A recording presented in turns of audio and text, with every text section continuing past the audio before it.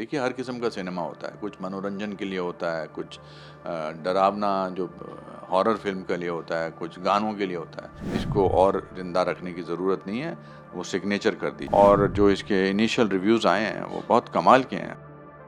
मैं जब फ़िल्म की शूटिंग कर रहा था द सिग्नेचर की, तो मैं समझ गया था ये फ़िल्म जो है लोगों को सोचने पे मजबूर कर देगी। देखिए हर किस्म का सिनेमा होता है, कुछ मनोरंजन के लिए होता है, कुछ डरावना जो हॉरर फ़िल्म के लिए होता है, कुछ गानों के लिए होता है और कुछ अलग-अलग मुद्दों पे सोचने में मजबूर कर देता है। एक ऐसे आदमी की कहानी है जिसकी वाइफ़ वेंटिलेटर में है और डॉक्टर उसको कह रहे हैं कि आप ये डीएनआर पे साइन कर दीजिए, डू नॉट रेसिसिटेट, मतलब कि इसको और ज़िंदा रखने की ज़रूरत नहीं है, वो सिग्नेचर कर दीजिए। और वो सोचता है कि इसके चांसेस क्या हैं?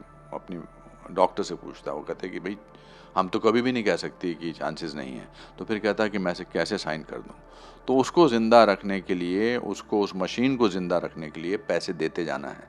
तो कैसे अपना घर बेच देता है, अपनी पॉलिसीज़ बेच देता है और जो इसके इनिशियल रिव्यूज़ आए हैं वो बहुत कमाल के हैं और मुझे बहुत खुशी हुई इस बात की कि हमारे जो रिव्यूअर्स हैं, हमारे जो क्रिटिक्स हैं, वो इतने सेंसिटिव हैं बिकॉज़ उन सबको अपना जीवन इस फ़िल्म के अंदर नज़र आया होगा। मिडिल क्लास इंसान को पोर्ट्रे करना सबसे ज़्यादा मुश्किल है और वो भी स्वाभाविक तरीके से, रियलिस्टिक तरीके से बिकॉज़ मैं खुद निम्न वर्गीय मध्यम परिवार से आया हूँ। मैंने जब भी कभी खोसला का घोंसला किया है, सलाखें की हैं, सारांश की है, डैडी की है, बहुत सारी ऐसी फ़िल्में जो मैंने संसार की है, उसमें मैंने मध्यम वर्गीय परिवार के कैरेक्टर को पोर्ट्रे करने की कोशिश की है, क्योंकि मैं उनके प्रॉब्लम्स को जानता हूँ और समझता हूँ। इसलिए उनका आइडेंटिफ़िकेशन भी ऑडियंस के साथ बहुत होता है।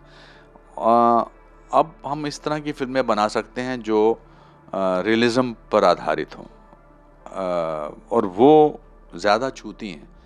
अब मैं 540 फ़िल्में कर चुका हूँ, ये मेरी 525वीं फ़िल्में हैं। तो ऐसा लगना चाहिए ना अब तो लोगों को, अरे अनुपम खेर ही एक्टिंग कर रहा है। मगर जब ऐसा नहीं लगता है और उनको लगता है कि मैं वही कैरेक्टर हूँ जो मैं पोर्ट्रे कर रहा हूँ इसमें अरविंद, तो फिर बहुत बड़ी उपलब्धि की फीलिंग आती है।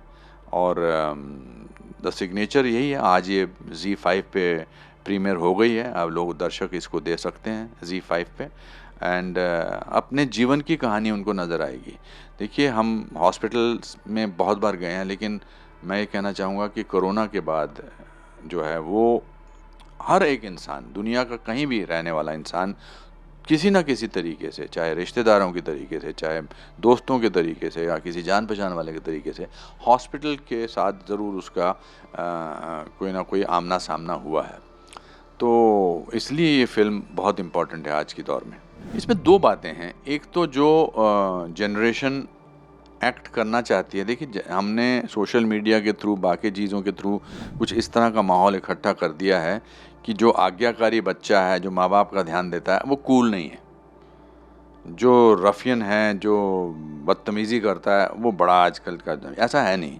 मुझे लगता है कि अंदर हर आज की जेन ज़ी जो है, उनके अंदर भी एक बहुत अच्छा दिल पनपता है। उनके अंदर भी बहुत अच्छे फीलिंग है, वो भी माँ-बाप का ख़्याल रखते हैं, मगर उनका अंदाज़ अलग है। मेरी जनरेशन वाले लोग एक्चुअली हँसते हैं, एक्चुअली हँसते थे, एक्चुअली गले लगते थे। आजकल की जनरेशन इमोजीज़ पे डिपेंड करती है। उनको हँसी भेजनी है तो इमोजी, हग भेजना है तो इमोजी, गुस्सा दिखाना है तो इमोजी।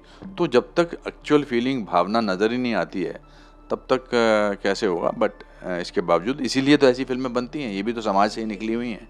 इसमें भी तो आजकल के बच्चों की कहानी है। मेरे बड़े अच्छे मित्र हैं पंजाब केसरी के, किरण जी हमारी मित्र हैं और एक बहुत ही इम्पोर्टेंट पेपर है। मेरे पिताजी शिमला में जब रहते थे तो पंजाब केसरी बहुत पढ़ते थे। उनसे मैं यही कहना चाहूँगा कि हमारी फ़िल्म आज ज़ी5 पे आ गई है, तो ज़रूर देखें और स्प्रेड करें ये मैसेज और इस फ़िल्म का दूसरे लोगों के साथ। धन्यवाद।